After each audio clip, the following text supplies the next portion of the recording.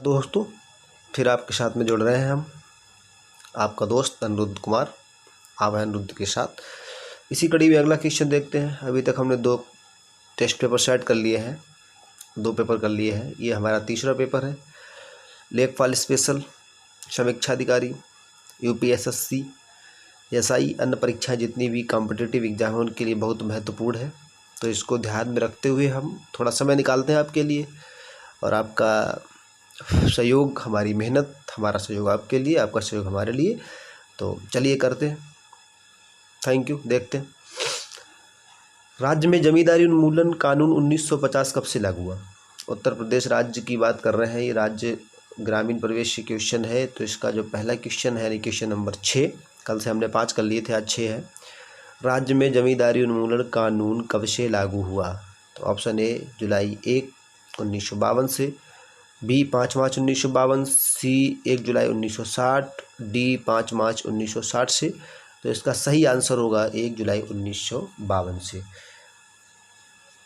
भारत सरकार ने 1950 में जो है जमींदारी उन्मूलन अधिनियम पास किया। इसके बाद में 1 जुलाई 1952 से उत्तर प्रदेश में इस अधिनियम को लागू किया गया। दूसरा क्वेश्चन इसी कड़ी में है, यानी 7वां। निम्नलिखित में से कौन सा नगर उत्तर प्रदेश के औद्योगिक न्यायाधिकरण में शामिल है? यानी कि निम्नलिखित में से कौन सा उत्तर प्रदेश का नगर जो है औद्योगिक न्यायाधिकरण में शामिल है? Option A Gorakhpur, B Kanpur, C Agra, D सभी। तो न्यायाधिकरण का मतलब होता है एक जिला पे मंडल के आधार पे एक औद्योगिक क्षेत्र बना दिया जाता है और उसके लिए एक न्यायाधिकरण, एक न्यायालय की स्थापना कर दी जाती है। तो पूरे राज्य में जो न्यायाधिकरणों की संख्या है वो है 24, और इसमें से जो है ये हमने जो ऑप्शन दिए हुए हैं गोरखपुर, कानपुर, आगरा, ये सभी औद्योगिक न्यायाधिकरण है। तो इसका सही ऑप्शन डी होगा। नेक्स्ट क्वेश्चन देख लेते हैं। उत्तर प्रदेश राज्य की प्रथम महिला मुख्यमंत्री कौन थी? लगभग जानते हैं लोग, फिर भी हमने ग्रामीण परिवेश और उत्तर प्रदेश को ध्यान में रखते हुए इसको रखा है। मायावती, ये उत्तर प्रदेश की दूसरी महिला मुख्यमंत्री थी। सरोजनी नायडू, ये देश और राज्य की प्रथम राज्यपाल थी। कमला नायडू, ये पश्चिम बंगाल की प्रथम राज्यपाल थी। और डी सुचेता कृपलानी, ये उत्तर प्रदेश की प्रथम मुख्यमंत्री थी। तो 8वें क्वेश्चन का सही आंसर होगा ऑप्शन डी।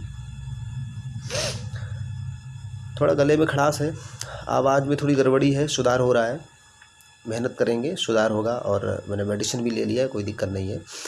निम्नलिखित में से किस समिति ने त्रिस्तरीय पंचायती प्रणाली की सिफारिश की थी? उत्तर प्रदेश के लिए ये पंचायती राज का क्वेश्चन बहुत महत्वपूर्ण है, कई बार पूछा गया और लगभग प्रत्येक एग्जाम में पूछा जाता है। तो इसका ऑप्शन ए बलवंत राय मेहता समिति, ऑप्शन बी अशोक मेहता समिति, ऑप्शन सी राव समिति, ऑप्शन डी सिंघवी समिति। तो इसमें है क्या, बलवंत राय मेहता समिति ने जो है देश में जो है त्रिस्तरीय पंचायती राज्य व्यवस्था को लागू करने की बात की थी।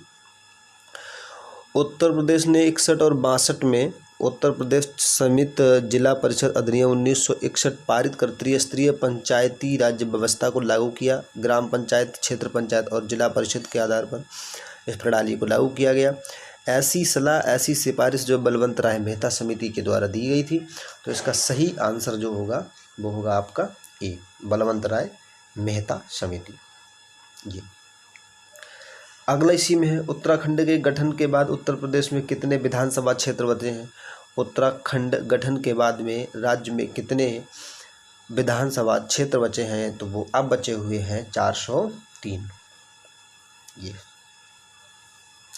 अगला क्वेश्चन देख लेते हैं हम।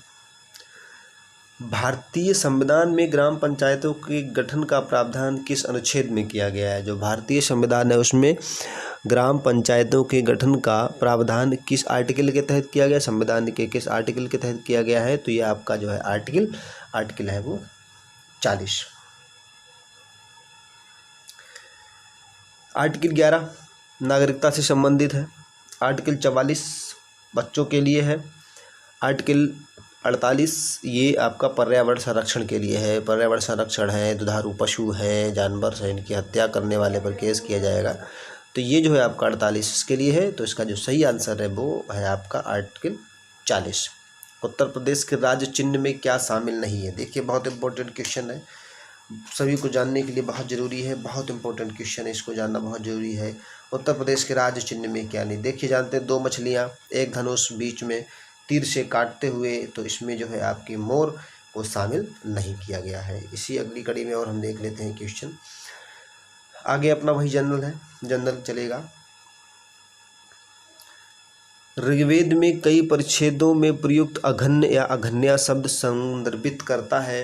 यानी कि ऋग्वेद में कई परिच्छेदों में कई जगह देखा है, ऋग्वेद में लिखा रहता है कि अघन्या शब्द जो है, अघन्या किसको संदर्भित करता है? पुजारी के लिए, ऑप्शन ए, ऑप्शन बी स्त्री के लिए, ऑप्शन सी गाय के लिए, ऑप्शन डी ब्राह्मण के लिए। तो अघन्या शब्द है न मारे जाने योग्य, मतलब अघन्या का अर्थ होता है न मारे जाने योग्य। तो न मारे जाने योग्य इसमें कौन है? गाय। गाय के लिए अघन्या शब्द का प्रयोग किया गया है आपके ऋग्वेद में। अगला देख लेते हैं इसी कड़ी में। किस शैलकृत गुफा में 11 सिरों के बोधिसत्व का अंकन मिलता है? देखिए, इसी गुफा के जो चित्रांकन हुए हैं, इसी गुफा को देख करके जो है ब्राह्मणों ने बौद्ध धर्म को भी ब्राह्मण धर्म में लपेट लिया और भारत से सदा सदा के लिए बौद्ध धर्म समाप्त हो गया, यानी समापन की स्थिति पे आ गया। बुद्ध भगवान को भी इन लोगों ने विष्णु का अवतार मान लिया, ब्राह्मणों ने। अवतार मानने के बाद में जो है कई गुफाओं में, या इनमें से जो गुफा है उसमें से एक अजंता, एलोरा, कन्हेरी, कार्ले, ये सारी गुफाएं जो हैं ये बौद्ध धर्म से संबंधित है, हिंदू, बौद्ध धर्म, जैन धर्मों से संबंधित है। लेकिन इसमें पूछा गया है कि बोधिसत्व का जो अंकन मिलता है वो 11 सिरों के साथ में किस गुफा में मिला है? शैलकृत गुफा में। तो ये आपकी जो है कन्हेरी की गुफाओं में मिला है।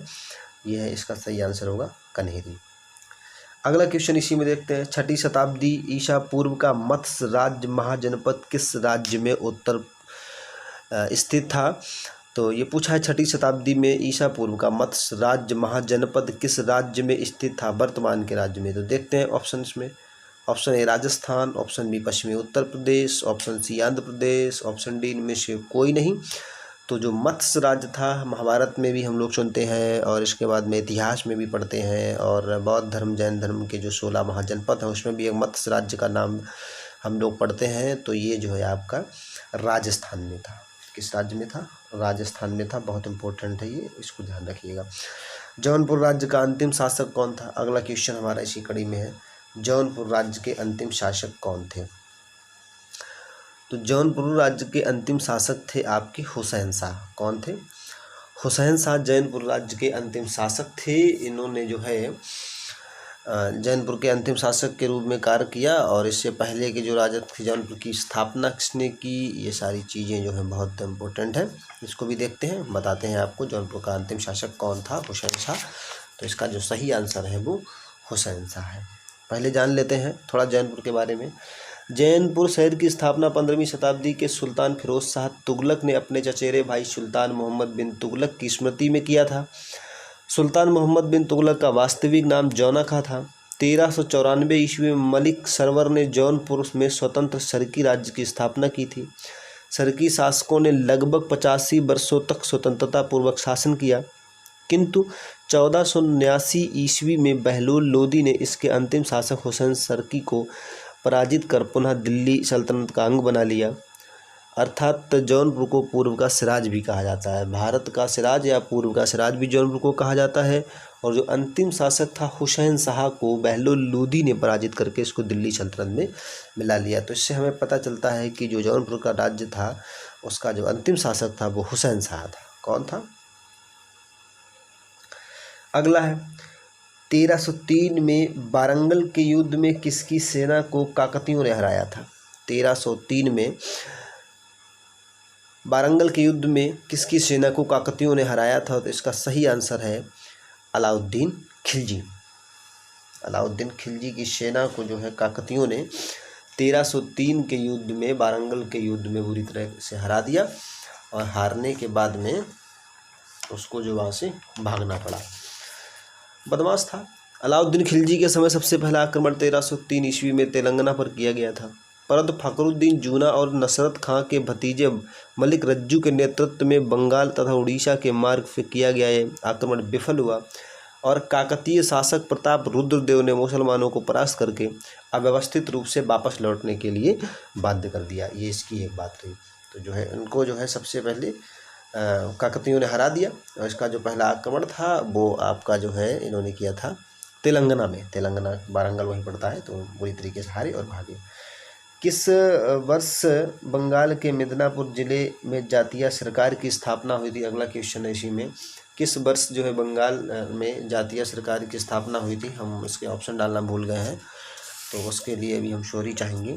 और तो ये किस वर्ष बंगाल के मिदनापुर जिले में जातीय सरकार की स्थापना की गई थी? इसमें ऑप्शन दिया 1942, 1940, 1941, 1931।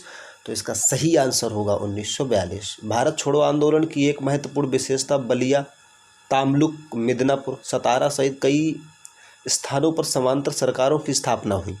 दिसंबर 1942 में बंगाल के मिदनापुर जिले में सतीश सावंत के नेतृत्व में गठित जातीय सरकार निरंतर 1944 तक चली।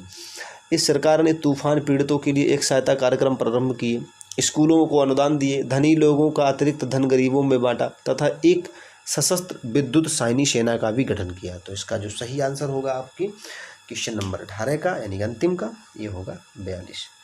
ठीक है दोस्तों, चलिए आज के लिए इतना ही पर्याप्त है। अगर आपने अनुज भैया को नहीं सब्सक्राइब किया है तो सब्सक्राइब कर लीजिएगा, क्योंकि ताकि हमारा STD हमारा पेपर सबसे पहले आपको नोटिस करे। दूसरी चीज़ ये, कल से हम लोग जो है एक क्वेश्चन या 2 क्वेश्चन करंट के भी डालेंगे, और वो भी स्पेशल कोविड रहेगा। कोविड को लेकर के बहुत से ऐप्स, बहुत सी योजनाएं, बहुत सी विश्व स्तर पर, भारत स्तर पर, राज्य स्तर पर और क्षेत्र स्तर पर भी जो योजनाएं चलाई गई हैं, उनको लेकर के हमें ज़रूर ध्यान रखना चाहिए, क्योंकि ऐसा कोई एग्ज़ाम नहीं होगा जिसमें कोविड की चर्चा ना की जाए। कोविड के साथ साथ में और भी वायरस हैं, हंता है, चगास है, और कई एक वायरस हैं, उनकी हम बात करेंगे साथ में। चलिए ठीक है, थैंक यू, धन्यवाद, नमस्कार।